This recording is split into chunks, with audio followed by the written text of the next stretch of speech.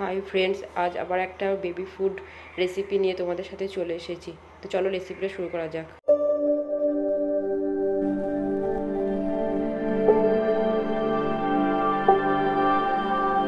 তো আমি এখানে কিছুটা চিড়ে নিয়েছি, ভালো করে ধুয়ে জলের মধ্যে একটু ভিজিয়ে দিয়েছি।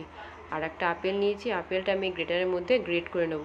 তো এই যে আপেলটা আমি ছিলে নিয়েছি, ছোটো ছোটো করে কেটে নিয়েছি, এবার এটা গ্রেট করে নেব। তো তোমাদের যদি কারোর কাছে মিক্সি থাকে তা মিক্সিতে এটা করতে পারো। আমার কাছে যেহেতু মিক্সিটা নেই তাই আমি এটার মধ্যে গ্রেট করে নিচ্ছি। এই যে আমার গ্রেট করা হয়ে গেছে। তো চলো এবার গ্যাসটা চালিয়ে নেবো। গ্যাসটার মধ্যে একটা পাত্র দেবো, তার মধ্যে একটু জল দেবো, তারপর গ্রেট করে রাখা আপেলটা দিয়ে দেবো। তো এটা একটু নেড়ে ঢাকনা দিয়ে ঢেকে দেবো সেদ্ধ হওয়ার জন্য।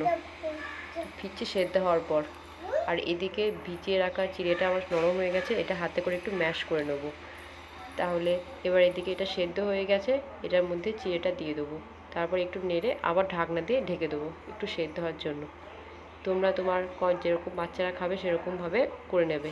আমার বাচ্চা একটু এরকমই খেতে ভালোবাসে, তাই এই যে আমি এই সময় নামিয়ে নেবো। তোমরা এর মধ্যে মিষ্টির জন্য মধুও অ্যাড করতে পারো, এবার মিষ্টিও অ্যাড করতে পারো। আমার বাচ্চা এরকমই খেতে খায়, তাই আমি এরকমভাবেই তৈরি করে নিলাম। রেসিপিটা ভালো লাগলে অবশ্যই আমার চ্যানেলটা লাইক, শেয়ার, কমেন্ট করবে, পাশে থাকবে। আর কী ভিডিও দেখতে চাও আমাকে কমেন্ট করে জানাবে।